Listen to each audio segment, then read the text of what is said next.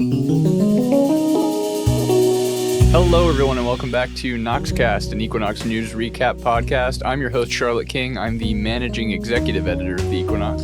And I'm Nathan Hope. I'm the administrative executive editor of the Equinox. And this week we are joined by one of our copy editors, Chloe. Hi, I'm Chloe, the copy editor. Hi, Chloe. Thanks for joining us. To start off, I wanted to talk about a couple of pieces that you did for news this week. So I figure we'll start off with the piece you put together about the death of Pope Francis. If you want to just tell us a little bit about what the process was of working on that. And, you know, it's a little unique tying something that's like so huge, kind of international, tying that into the Keene State community. Yeah, it was definitely a very interesting story to cover. I got to talk to Cynthia Lambert-Cheshire, who's a religious scholar here on Keene's campus.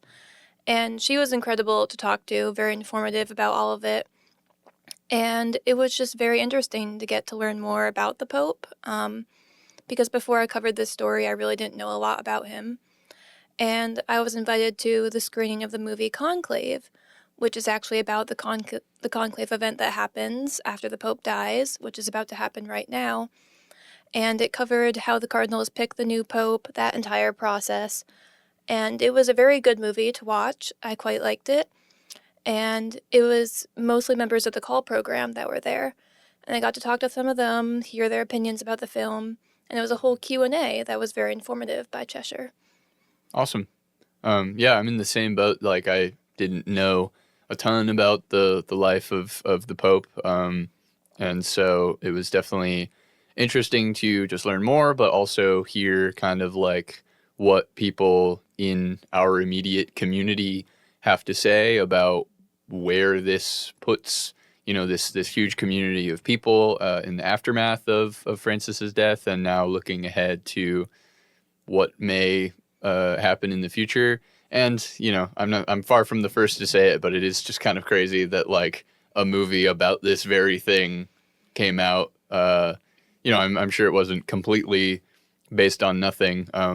In terms of like, you know, I know that Francis's health had been in question for a little while, but just the fact that like it's such a recent movie to now we're about to see that happen in real life. Yeah, I mean, it's like a lot of people know that, of course, of the impacts that this would have on like the Catholic community, but also like the Pope just has like sort of a head of state, and like there's a lot of impacts on like diplomacy too, and sort of talking about like policy on like the international stage, like what the Pope says still like matters, and it has mattered that like Francis came out in favor of some more like progressive positions than previous popes. So the question now is sort of similar to what's talked about in Conclave, even though it's fictional. Like, should the church move forward and sort of keep in with what the previous pope's views were? Should it go backward? Should it just stay the same? So there's a lot of questions to be answered soon. But this story is sort of a good example of like localizing such, not even just a national issue, this is like an international thing, and sort of making it more relevant to like Keene audiences. And obviously there's plenty of Catholics who live here as well. So it's certainly relevant to people across the country, but certainly here. Cool. All right, I think that's sort of the rundown on that piece. And then from there, that pretty much takes us into our news recap proper, because Chloe also wrote the top story from news this week, which is covering the final meeting of the KSC Senate for this academic year, which was also, as is customary, sort of followed immediately by the first meeting of the following academic term. That's just the way they do things. But the big news being that they passed the curriculum moratorium going into this next year, to sort of allow for this kind of transitional period relating to the new Gen Ed program, which was also approved recently. So, Chloe, same deal. I just want to toss this over to you and have you talk about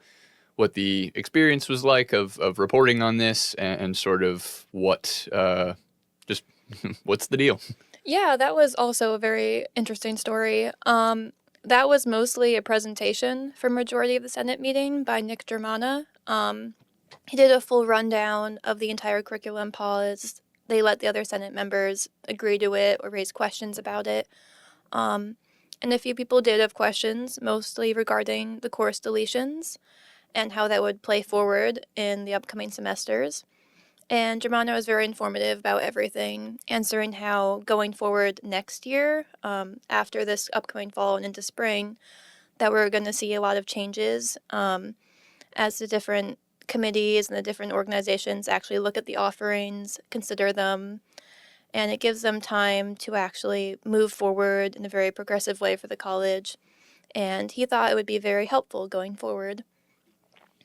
Yeah, I am definitely. I'm interested to see just how this all plays out logistically, because I know that with something of this weight, there's always going to be kind of loose ends that need to be revisited in the future.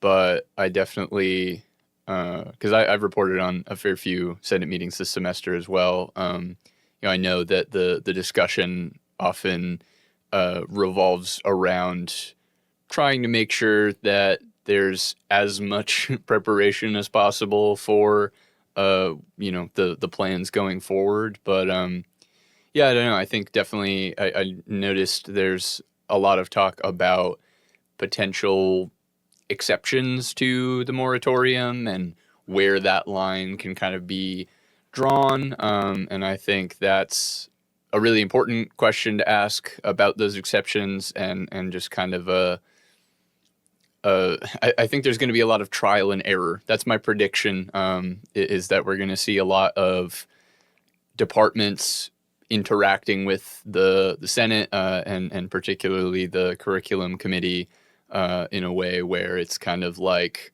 as well as with the registrar and just everybody who sort of has their fingers in the pie as far as like curriculum goes, and just trying to land on a good balance that hopefully works for at least as many people as possible. But yeah, I don't know. We'll definitely be following this. Yeah, I think like this whole like new gen ed program has been something that's been worked on and like talked about for so long now that it's like actually coming to fruition. I think it probably is the most sensible thing to just sort of take a step back and let all the departments look at how they can sort of shift things to fit in with the new program.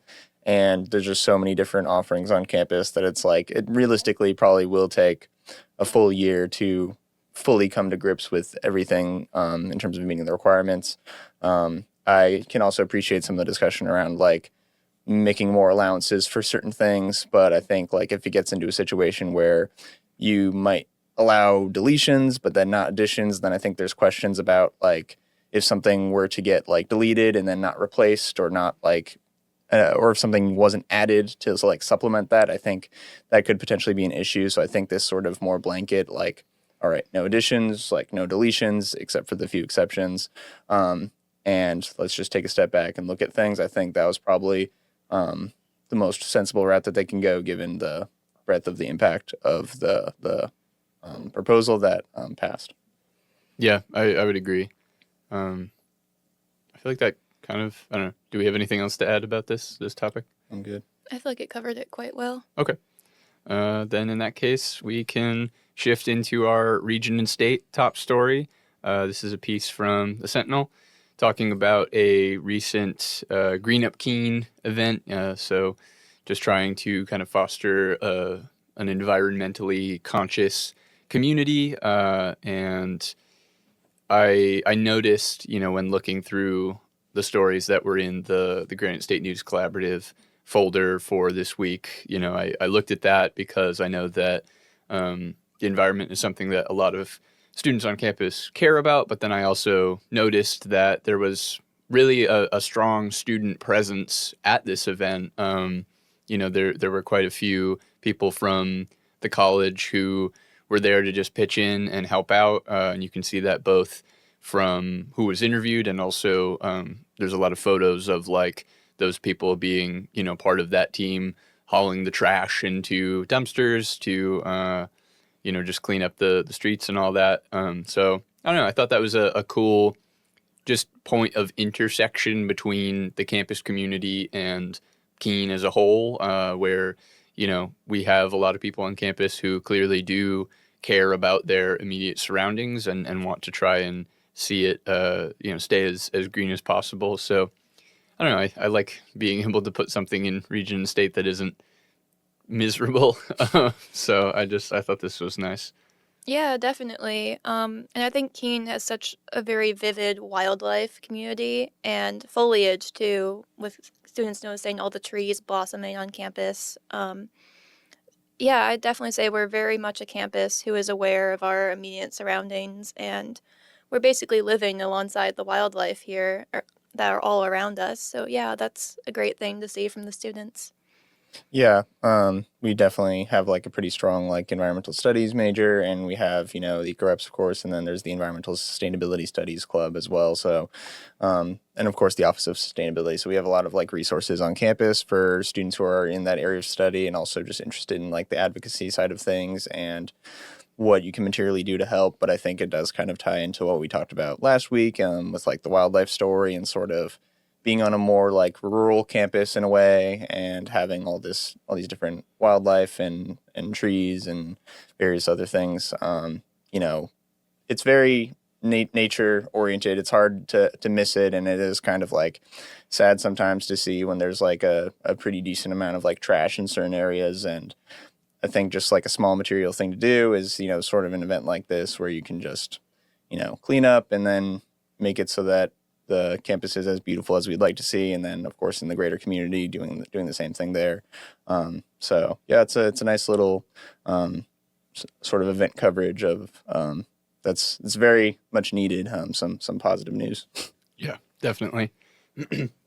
For our student life top story, we covered the annual academic excellence celebration, and I think this is a super cool event because I know people or just encounter people through doing this job who work on a lot of really interesting projects or research or whatever it may be in their courses, and then like this is just an opportunity for them to kind of show up and show off a little bit, say this is what I've worked on, this is either what I have created and an expression of something that I feel is important in the case of some of the more creatively oriented projects, or here's potentially some significant research that I'm doing, and I mean we've talked about it before when we've covered some research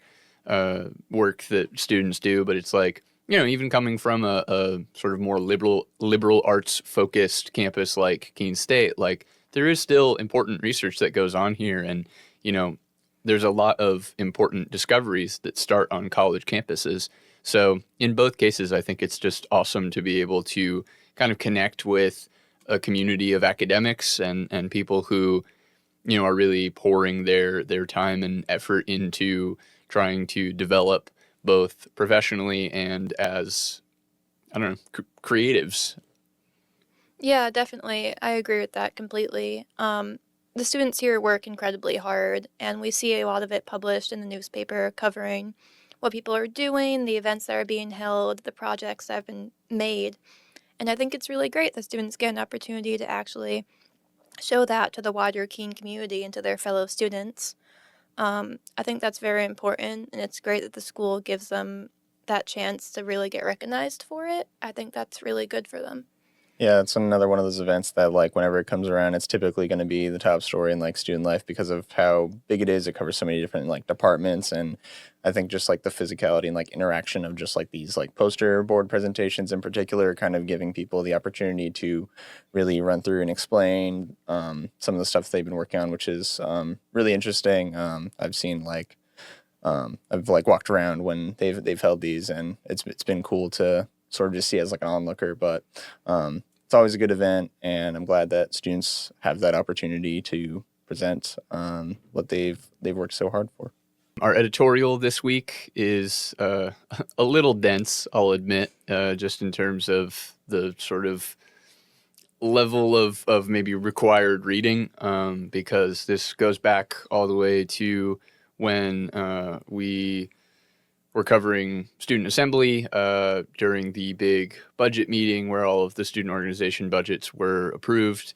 And there was kind of the lingering question that a lot of people who were present at that meeting had asked and not really seemed to receive a concrete answer to, which was, if enrollment is trending upwards and if student mandatory fees that everybody pays into the system are also on the rise, why does there seem to be this continued decrease in the fee money that is allocated for student organizations?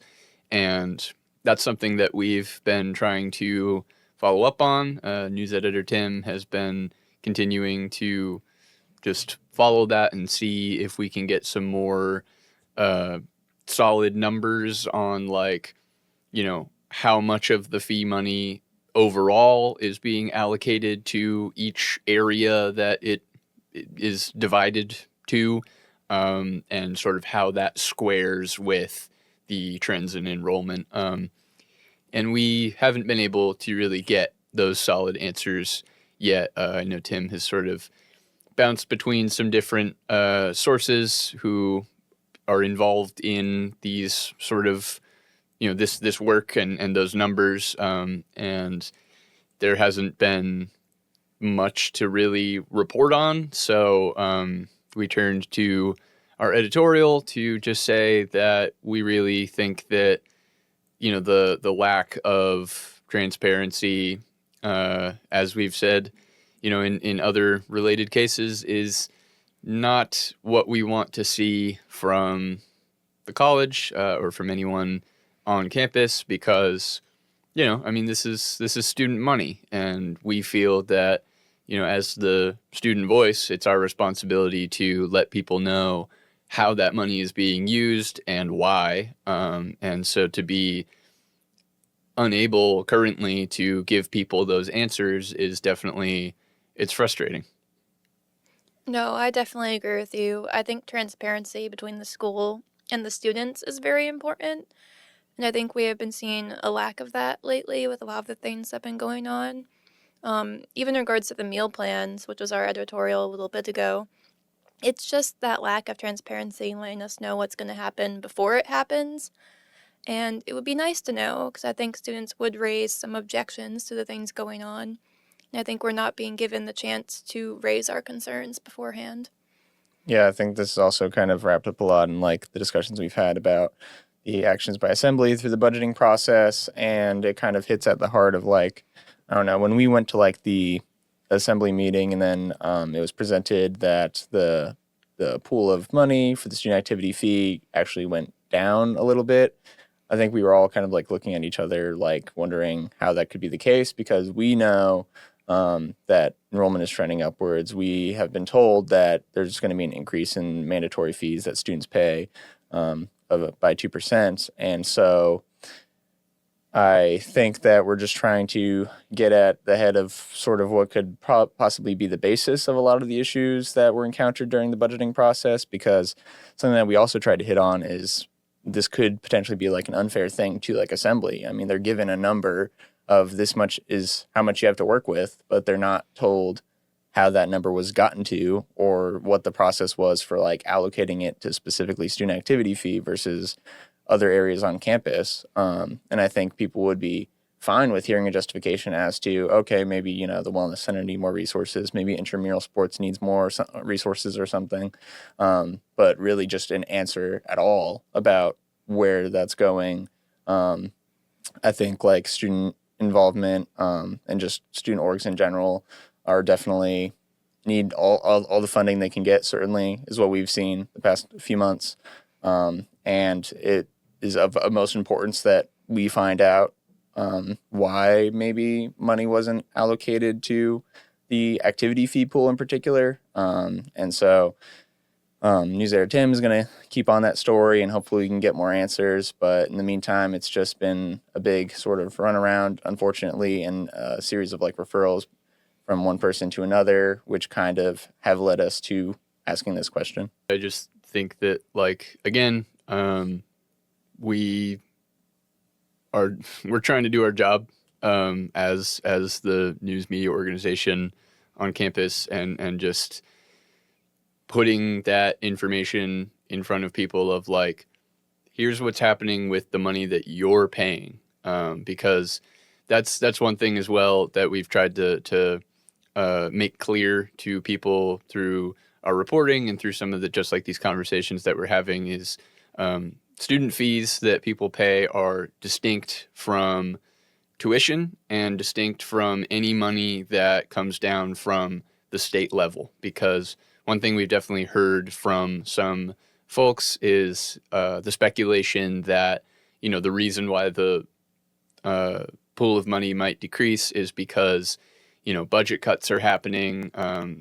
We've got the projected USNH cut coming down the pipeline, and, you know, this is a result of people just trying to tighten their belt and brace for it. But that doesn't really square either when you look at the fact that, like, all this money is directly coming from students. This has no relation to any, like, grants or anything like that. Any of the money that is coming from, like, the state budget, which is the thing that's getting cut, and that's something that we've been talking about for a few episodes now as well. But yeah, just really, I've been confused, and so I'm hoping that some more just more concrete answers will be coming soon, and when they do, we will let everybody know through, you know, that article when it finally drops. Moving into our A&E top story, we've got a beast, which is a really sizable and really impressive article from A&E editor Haley about the capstones. Capstone season finally was upon us, and the film studies seniors went and presented their films in two programs, A and B, over the course of this past weekend. A lot of real, like, variety, but yeah, Haley was able to get at least a comment from almost every single filmmaker who had a capstone presented during that again, like, 2-day event, which is crazy in terms of just the level of sourcing. But I don't know, I think it really, you know, it's a testament to how much the people who worked on these really care and really just, like, poured their heart and soul into making as finely detailed and just as thorough of a project as possible. And so, you know, I guess just I will congratulate all of the seniors who made it through capstones, because I know from you know, being around plenty of film majors that is tough. You know, we had Emily on last week and talked about how tough the art and design show is. This is like the film major version where it's just, you know, prepare, and then you go in and finally it's done. And so, yeah, congrats, and I hope to continue to see, I haven't been able to see all of the capstones yet, but I hope to continue to see some of them, because reading through it was awesome to be able to kind of just get a look into where people's heads were at while making this, because everybody's is so, it's so different, but everybody's going in with, like, you know, this is the one. Yeah, and as the copy editor, I was blown away by the length of that article when I first read through it. Haley did such an incredible job with it, and it was so interesting to actually see the people put input about their own films, the process through which they completed them, and just to read about the films in general. Everybody put so much effort into it, and it was incredible, like, the different genres that were incorporated into it. And yeah, it was a very interesting read, and it was very informative. There was so much in that article. Yeah, I just think, like, the sheer, like, variety and, like, having, there was a couple, like, sports centric ones, one covering the men's basketball team, one covering women's ice hockey, and then, you know, there was, like, an animated film in there. There was a bunch of others, but just, like, how so many students can have, like, different visions and, like, of what they want to do, and sort of having that same like time frame of like when you can do it. I think it's like an interesting thing to like see under that like constraint, because films, after college, you're talking about like professional films, those take like years and years sometimes. So having that constraint, but then also, the collaboration between them and other students, oftentimes juniors, maybe like sophomores, who sort of can assist in like any editing or light work or whatever they may need, sort of is cool to see everybody chip in some way. And I mean, talk about like the audience reaction and sort of just how many people came out. They had like sold out shows at all the programs that they held. They held, 2 days worth of capstone screenings, and then 2 programs on each day. So the fact that those were consistently sold out, I think, shows the interest from both the student body and the community, and sort of wanting to support these students and how hard they've worked. Definitely. Yeah. So congrats as well for selling the place out. That I really do think that shows the just level of interest and just strength overall of the film community, again, both on and off campus, and the fact that like people really, they care, they care about what students are making. They care about those voices in the world of just artistic, innovation and creation. So I don't know, that always just makes me really happy to know that like, people from both the academic setting and out in the world, really do care about what people of our generation and just like current situation of learning to be the professionals. Like people care what you have to say right now. So yeah, awesome stuff. Really great time. And then from sports this week, we have kind of a rundown of the preparation for playoffs.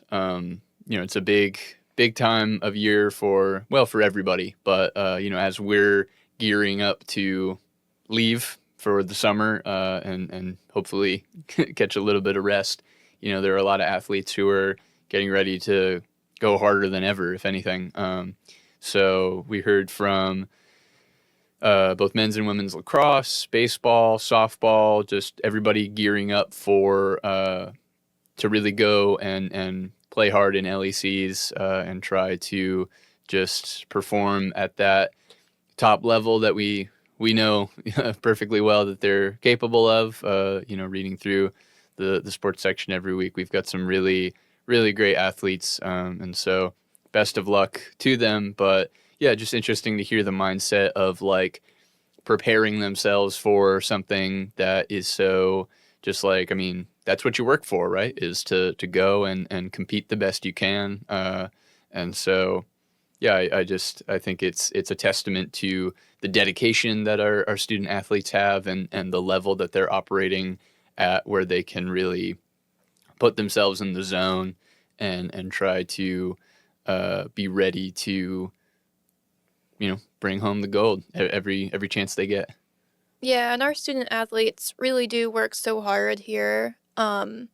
We see it in all the papers that we cover in the news section. And they don't take breaks, like spring break, winter break. They're always working and they're always putting time and effort into this. So it's really great to be able to actually recognize them and to give them that attention that you might not always get in a Division III school. And yeah, they're incredible, and they've been doing incredible this season. Yeah, it's definitely like inspiring to see. And I think like a lot of what's talked about here is sort of similar to just how the student experience in general toward the end of the year, where you're talking about like so many things that need to get done, so many events that need to happen, so many things. And then playoffs is one of them that's just added on to the regular academics for these students, and the fact that they're able to continue balancing that and avoid the burnout, and then still, possibly take home even like a championship after all is said and done is just so impressive. So props to anybody that's, a student athlete here and is able to make that work, and best of luck, and hopefully we can get some more accolades for the college. Yeah. We'll keep looking out like we always do. And yeah, I mean, the end of the year is so, I mean, again, I could draw the parallel like, capstones is brutal for for film students, and now anybody who's a student athlete and getting ready for playoffs like must be kind of feeling the pressure. But I think they've got what it takes to just kind of keep their heads up and make it happen. So best of luck again. And that kind of wraps it up for our news recap this week. I also have a little announcement, which is that this will be my final news recap here on Noxcast, because I will be stepping down from my position as managing executive editor, which is definitely bittersweet in a lot of ways for me, especially when it comes to Noxcast. Nate and I started this show towards the beginning of this academic year, and I've really, really enjoyed and been proud of the work that we've done to kind of see it grow up to the point where now it's an award-winning podcast. I'm so proud. But yeah, it'll be strange. But in terms of my role going forward, I will be the webmaster of the Equinox, so I will be running the KSD Equinox website. Noxcast will continue. There's no doubt about that. So there will be more news recaps to come, including next week for our final paper of the year. But I will no longer be your host, regrettably. I will be turning that over to incoming managing executive editor, Nate. So there will at least be a familiar face at the helm. Nothing too different in the grand scheme of things. But yeah, definitely kind of strange to leave the studio. But yeah, we will have, a more concrete idea of just how everything's going to work by the time next week's recap happens. But Nate will be at the helm for that one, so expect that. But thank you to everybody who has watched and listened so far. It means a lot to both of us, but in terms of my leaving, it means a lot to me to have been such a part of something that I feel really kind of puts the news in front of people in a way that might not have been accessible in the past, at least in terms of our little college space that we're operating in. So thank you all. And while we're doing thank yous, as always, I've got to thank the composer of the music for Noxcast, our very own Equinox alum, Zach Keenan, as well as the designer of the graphic for Noxcast, our very own art director, Elijah Fisher, and of course the editor of Noxcast, our very own multimedia director, Jakob Hall. Until then, I've been managing executive editor, Charlotte King. And I've been Nathan Hope. Thank you for tuning in, and thank you again to Chloe for joining us. Yeah, it was an honor.